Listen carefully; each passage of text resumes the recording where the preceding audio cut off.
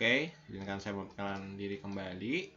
Perkenalkan, nama aku adalah Ahmad Hafiz Somudin Rahman dengan NIM 1041904. Pada pertemuan kali ini atau pada video ini, aku ingin menceritakan gitu kepada teman-teman semua terkait judul dari penelitian metabolomik aku yang berjudul Analisis Bioaktivitas Ganoderma lucidum sebagai biopestisida nabati dalam rangka pemenuhan mata kuliah metabolomik.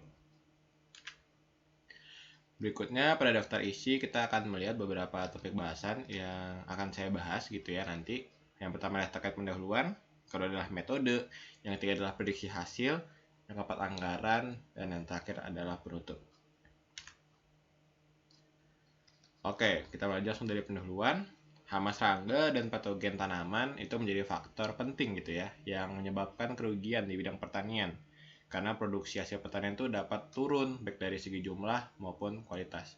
Nah, salah satu upaya pemerintah atau bahkan sekedar petani gitu ya dalam mengendalikan hama dan patogen tanaman tersebut adalah dengan menggunakan pestisida kimia.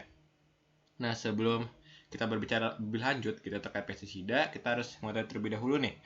Jadi pestisida itu dapat dibagi dari sumber bahan aktifnya menjadi 3. Yang pertama adalah pestisida hayati, yang kedua adalah pestisida nabati, dan yang terakhir adalah pestisida kimia. Pestisida hayati sendiri merupakan pestisida yang memiliki bahan aktif berupa organisme hidup seperti serangga predator, mikroorganisme antagonis, nematoda entomopatogen, serta hasil fermentasi bahan-bahan yang alami. Itu adalah pestisida hayati. Yang kedua, pestisida nabati adalah pestisida yang memiliki bahan aktifnya berupa senyawa metabolit sekunder yang dihasilkan oleh tumbuhan. Dan yang terakhir adalah pestisida kimia yang saat ini masih sangat umum digunakan oleh petani. Itu adalah pestisida yang memiliki bahan aktif berupa senyawa-senyawa kimia yang bersifat instan atau bereaksi dengan cepat sehingga dinilai efektif gitu ya membasmi hama serangga, namun pestisida tersebut berbahaya bagi hewan, manusia dan juga lingkungan sekitarnya. Next, kita berbicara biopestisida nabati sesuai judul dari penelitian aku kali ini. Biopestisida atau pestisida nabati itu adalah metode alternatif dalam mengendalikan hama dan penyakit di bidang pertanian, perkebunan, dan kehutanan yang berwawasan lingkungan. Maksudnya berwawasan lingkungan adalah suatu metode yang digunakan dengan tetap memperhatikan lingkungannya, apakah aman bagi lingkungannya ataupun tidak gitu ya. Dan dia juga harus sesuai dengan prinsip-prinsip dalam pengendalian hama terpadu jika digunakan di Indonesia seperti itu. Nah, berikut adalah salah satu contoh biopestisida nabati gitu ya yang sudah ada di luar negeri. Dan yang akan saya coba adalah menggunakan jamur Ganoderma lucidum yang ada di Indonesia gitu ya, belum ada di Indonesia untuk menjadi biopestisida nabati. Next, kita berbicara ataupun kita mengenali dulu nih, apa itu sih organisme pengganggu tanaman.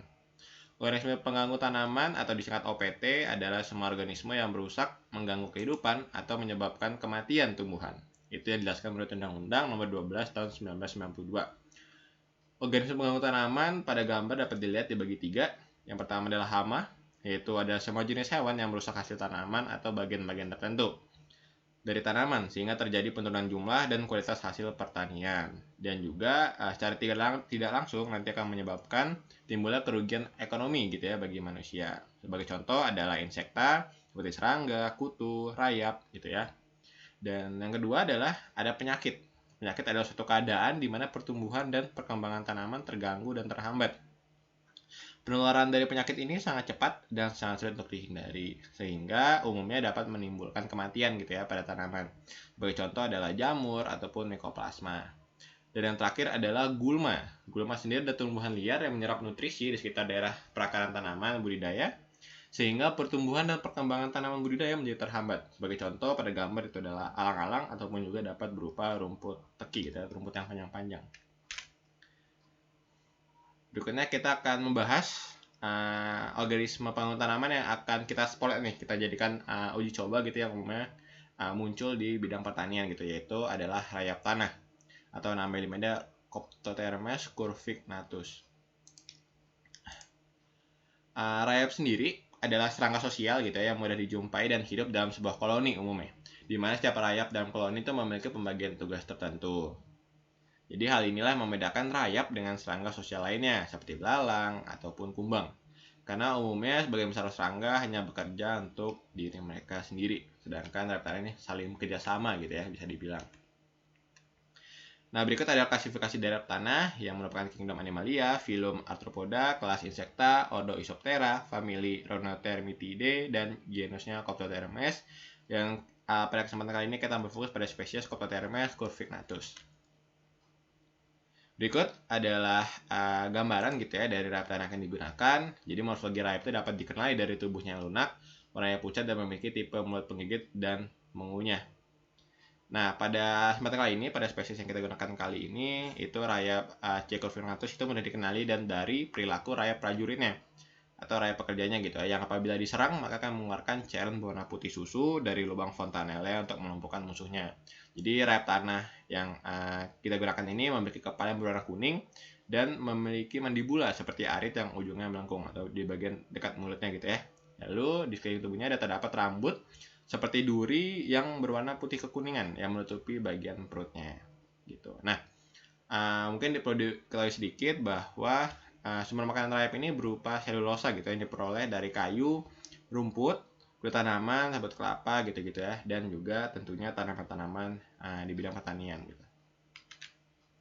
Nah, berikutnya kita beralih ke bahan baku utama gitu dari penelitian ini, yaitu adalah jamur Ganoderma lucidum yang akan kita manfaatkan sebagai biopestisida nabati.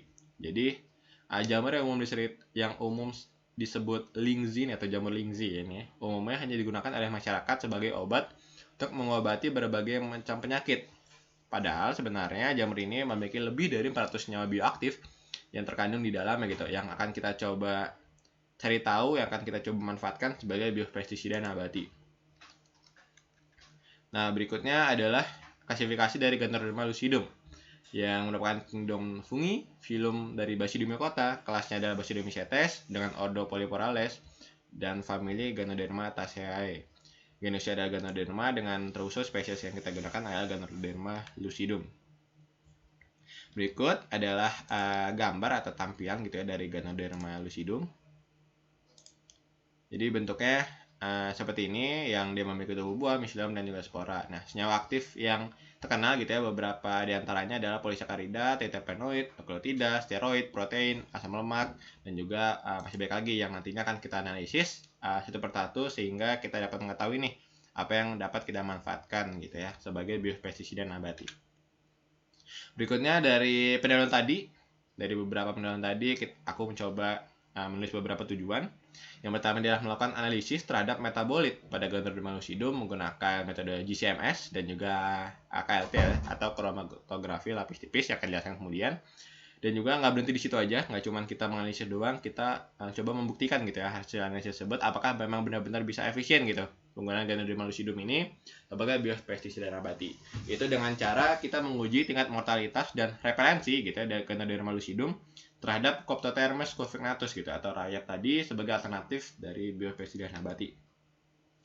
Dari tujuan tersebut, aku mencoba menyusun beberapa hipotesis. Yang pertama adalah metabolit pada Ganoderma lucidum.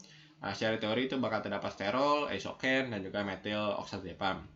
Sedangkan dari hipotesis keduanya adalah tingkat mortalitas dan repelensi Ganoderma lucidum terhadap Coptotermes curvignatus sebagai alternatif dari biopestisida nabati itu dinilai cukup efektif. Berikutnya kita akan membahas satu persatu metode analisis dari senyawa aktif yang akan kita gunakan gitu ya. Akan gunakan pada penelitian kali ini.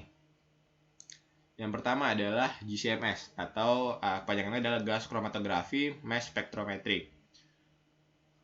Itu adalah sebuah perpaduan gitu antara metode GS dan juga MS gitu. GC yang berfungsi sebagai pemisah atau gas kromatografi gitu ya. Jadi kromatografi mengeluarkan gas, jadi memisah suatu senyawa dalam satu campuran, baik senyawa yang volatil maupun non volatile gitu ya, dalam resolusi yang tinggi. Sedangkan MS itu berfungsi untuk mendeteksi suatu senyawa tersebut melalui spektrum masanya, sesuai namanya adalah mass spectrophotometry.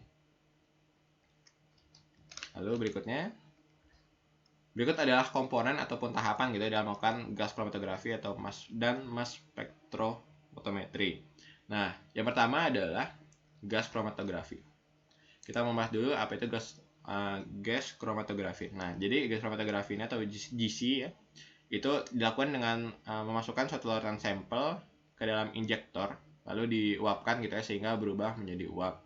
Nah, lalu uap tersebut akan dibawa gitu oleh gas pembawa. Yang digunakan pada penelitian kali ini adalah gas helium gitu ya, yang biasa ditemukan tuh kalau di balon-balon yang bisa terbang gitu. Nah, itu isi gas helium. Nah, gas tersebutnya yang digunakan gitu sebagai gas pembawa dengan laju aliran konstan dan masuk ke dalam kolom pemisah yang berikutnya kan nanti akan dipisah-pisahkan gitu ya. Lalu metode yang kedua, ke kanannya kita ke bagian interface gitu. Jadi interface ini adalah untuk menghilangkan gas pembawa tadi. Jadi kayak kendaraan nanti kita hilangkan tanpa menghilangkan senyawa-senyawa yang sudah dipisahkan sebelumnya. Jadi nanti di interface ini kita akan melihat menghilangkan gas yang membawa tadi, dan senyawa-senyawa yang didapatkan tersebut, yang telah dipisahkan tersebut, itu akan dibawa ke mass spectrophotometry untuk dianalisis lebih lanjut gitu. Tentunya pada kondisi ini dilakukan pada kondisi yang hampa udara gitu ya. Nah, berikutnya di bagian mass spectrophotometry itu kita melakukan deteksi atau penggunaan detektor gitu ya dari kromatografi gas, sehingga ion-ion positif dari sampel itu akan terdeteksi gitu oleh mass spectrophotometry ini gitu. Nah, sehingga nanti ion yang terpecah itu akan menjadi fragmen dan juga menjadi petunjuk tentang struktur molekul senyawa tersebut. Jadi dari struktur tersebut akan berikutnya dianalisis. Nah, yang terakhir adalah kita menggunakan sistem pengolah data. Jadi setelah ion-ion tersebut terpisah, maka data tersebut akan dikirim ke komputer untuk diolah dan dianalisis lebih lanjut seperti itu. Yang biasanya menggunakan library tertentu kayak gitu. Next, cara lengkapnya pada metode penelitian kali ini, aku mencoba menggunakan GCMS untuk melakukan analisis senyawa aktif dari jamur Ganoderma lucidum. Yang pertama adalah kita melakukan preparasi dari jamur Ganoderma lucidum sendiri. Jamur Ganoderma lucidum itu dihaluskan dengan dipotong kecil-kecil, lalu digiling hingga menjadi serbuk yang halus. Kemudian disiapkan masing-masing 30 gram serbuk halus dari Ganoderma lucidum untuk diekstrak dengan metode maserasi menggunakan pelarut metanol dan kloroform yang digunakan kali ini, serta aqueous gitu ya sebagai kontrol. Nah, tahapan keduanya adalah kita melakukan ekstraksi jamur Ganoderma lucidum seperti yang sudah disebutkan tadi menggunakan metode maserasi gitu ya. Dengan pelarutnya metanol dan kloroform yang nantinya akan kita bahas gitu hasilnya di slide berikutnya. Nah, ketiga adalah melakukan analisis GCMS. Pada kali ini aku menggunakan GCMS Agilent 6980N Network GC System yang dilengkapi dengan detektor Agilent 5973 Inert MSD. Nah, yang di situ kurasa bahwa alat ini cocok gitu dengan ukuran-ukuran senyawa yang kemungkinannya ada di Ganoderma lucidum tadi. Makanya aku memilih metode atau alat GCMS tersebut. Terakhir, analisis data. Di sini aku mencoba menggunakan database Wiley 7.0 yang cukup baru gitu ya, sehingga data yang dihasilkan gitu, pola-pola spektrum massa senyawa hasil analisis di GCMS ini itu dapat dibandingkan dengan pola senyawa referensi yang cukup baru gitu ya. Jadi khususnya pada kali ini kita gunakan pustaka dari Wiley gitu. Nah, berikutnya adalah kita berbicara terkait metabolit sekunder. Nah, jika tadi kita ngelihat senyawa aktifnya, sekarang kita mencoba menganalisis metabolit sekundernya gitu dengan metode kromatografi lapis tipis. Nah, kromatografi lapis tipis ini kita gunakan agar kita dapat melihat gitu secara pasti gitu sebenarnya ada metabolit sekunder apa aja sih dengan melakukan beberapa pengujian secara kromatografi. Nah, yang pertama adalah kita melakukan uji terpenoid.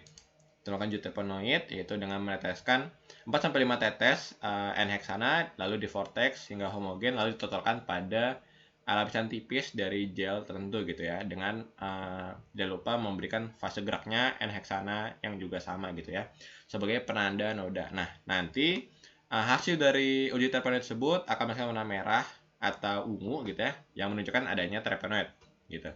Nah, lalu berikutnya adalah uji alkaloid, yaitu sebanyak 0,3 gram ekstrak tuh umumnya itu dilarikan dalam 2 mili etanol 96%. Jadi pelarutnya adalah etanol 96% yang diaduk sampai larut, dan berikutnya ditambahkan HCl gitu ya. Lalu dipanaskan. Lalu setelah dingin ditambahkan HCl lagi, jadi sehingga pekat gitu ya. Hingga nanti berikutnya di akhir itu ditambahkan NH4OH pekat yang sangat pekat juga, jadi hingga larutan menjadi basah gitu ya. Nah, dari situ kita akan dapat melihat bahwa fase kloroform yang di bagian bawah itu nanti kita uji, kita berikan pada KLT pada secara kromatografi sehingga alkaloid yang ada di dalamnya itu dapat diuji keberadaannya. Yang ketiga adalah kan uji flavonoid, yaitu dengan menotolkan gitu ya ekstrak dari Ganoderma lucidum itu pada plat dari kromatografi tadi, yaitu dengan perbandingan 9:1 gitu. Jadi jika flavonoid ini muncul gitu ya, itu akan muncul noda berwarna kuning yang intensif dengan penampakan noda uap amonia yang khas. Nah, yang keempat, itu ada uji polifenol yang akan kita gunakan menggunakan NaCl yang diaduk dan disaring gitu ya bersamaan dengan ekstrak dari jamur Ganoderma lucidum. Yang berikutnya akan dicek gitu, ketika ditetesi dengan larutan FeCl3 itu akan berwarna hijau biru hingga hitam gitu yang umumnya dapat menunjukkan adanya senyawa fenol di dalam ekstrak Ganoderma lucidum tersebut.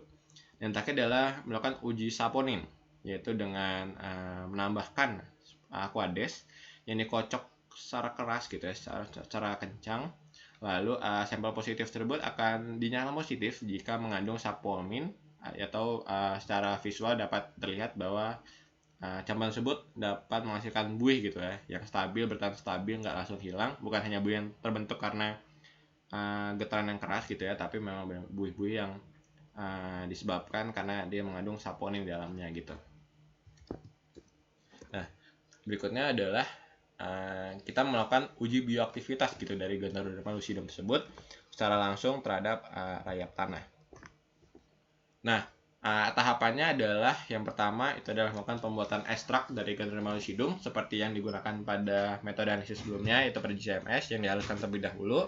Dan yang berikutnya adalah pembuatan konsentrasi Ganoderma lucidum yang pada hal ini adalah pembuatan variasi konsentrasi yang umumnya akan digunakan dalam penelitian kali ini.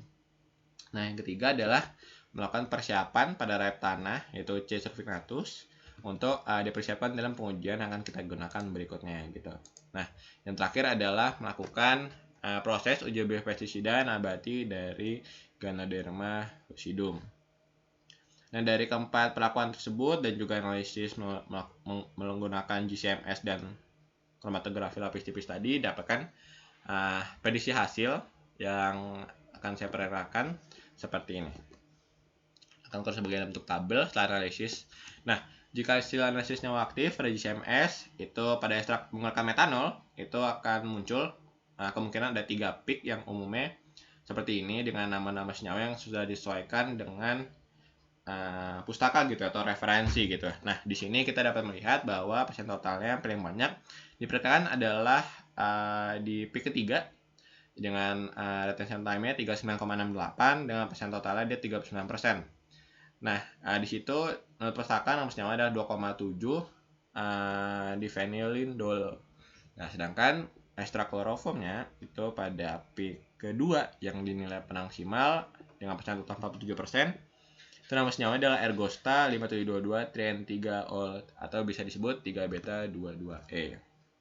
Nah, lalu apa sih dua senyawa gitu ya? Nah, dua senyawa dominan tersebut yang akan kita gunakan berikutnya gitu ya. Jadi 27-diphenylalonine adalah merupakan senyawa heterosiklik aromatik gitu ya dengan struktur bisiklik yang mengandung cincin indol kalau secara struktur.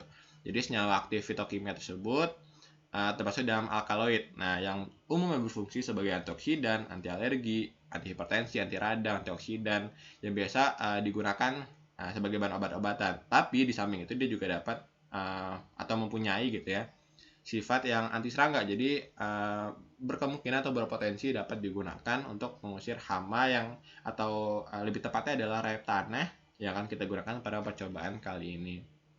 Nah, lalu pada ekstrak kloroform yaitu senyawa ergosta 5722-trientiol itu ada senyawa sterol yang masuk ke dalam golongan steroid dan terdapat cukup banyak gitu ya. Yang kemungkinan terdapat cukup banyak pada penelitian kali ini. Nah, sterol sendiri berfungsi untuk mengatur permeabilitas membran sel dan aktivitas enzim sehingga dapat mengatur fluiditas membran sel.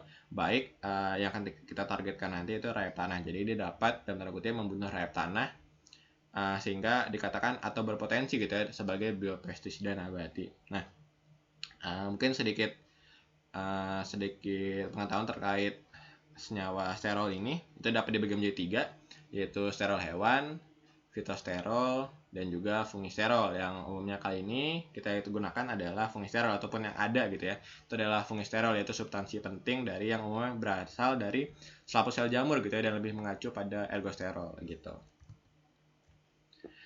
Next, itu adalah hasil dari GCMS. Nah, berikut ada hasil dari kromatografi lapis tipis. Jadi kan ketika yang saya sampaikan tadi sebelumnya bahwa akan ada indikator positif atau negatif ya gitu. Nah, pada kali ini hasil analisis dari senyawa metabolit sekunder menggunakan KLT tadi ada 5 kali pengujian gitu ya. Nah, dengan menggunakan ekstrak koade sebagai kontrol, ekstrak metanol, dan juga menggunakan kloroform. Metode kloroform digunakan agar sesuai dengan GCMS untuk memperkuat atau membuat kita lebih memahami gitu ya, dengan hasil GCMS sebelumnya. Nah,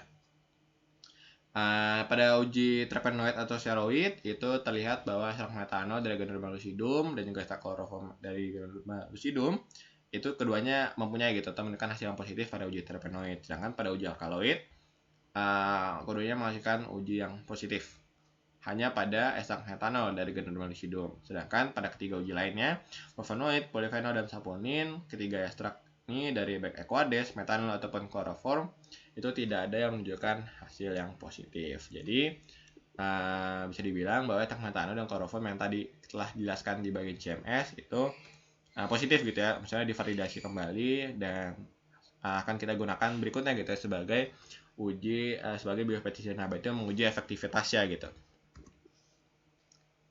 Nah, yang terakhir adalah hasil Ganoderma lucidum sebagai biopestisida nabati terhadap Cototermes rufignatus. Jadi berikut adalah kedua uji, yaitu uji mortalitas dan repelensi yang akan digunakan gitu ya, menggunakan ekstrak Ganoderma lucidum terhadap Cototermes rufignatus. Mungkin sebelum itu kenapa digunakan dua pengujian ini mungkin akan saya jelaskan terlebih dahulu gitu. Apa sih dua pengujian ini, mortalitas dan repelensi? Jadi mortalitas adalah atau dalam tanda bahasa Indonesia adalah kematian gitu ya, yaitu rayap tanah itu akan dites gitu ya pada masing-masing pelakuan dan juga kontrol selama 3 hari pengujian dengan menghitung jumlah rayap yang mati gitu dalam pemberian berbagai macam variasi konsentrasi dari ekstrak Ganoderma lucidum. Sedangkan uji repelensi atau penolakan itu dilakukan untuk menguji keefektifan gitu senyawa aktif dari Ganoderma lucidum yang telah kita pilih sebelumnya berdasarkan uji GCMS dan juga verifikasi di kromatografi lapis tipis dengan yang diekstrak dengan 3 pelarut yang berbeda gitu ya terhadap rayap tanah gitu. Jadi uji ini akan dilakukan setelah 30 menit setelah pemberian masing-masing konsentrasi pada ketiga ekstrak Ganoderma lucidum. Jadi ekstrak Ganoderma lucidum tersebut akan diberikan terlebih dahulu pada rayap tanah tersebut dengan variasi dan juga pelarut yang berbeda-beda gitu ya. Nah, nanti setelah 30 menit setelah diberikan, itu akan diuji untuk melihat penolakan serangga gitu terhadap ekstrak Ganoderma lucidum tersebut. Nah, dapat terlihat pada ekstrak yang atas di bagian mortalitas, itu diperkirakan bahwa pada ekstrak Equades yang Ganoderma lucidum itu konsentrasi 20% menunjukkan rata-rata persentase mortalitas yang tinggi, yaitu 96% ya.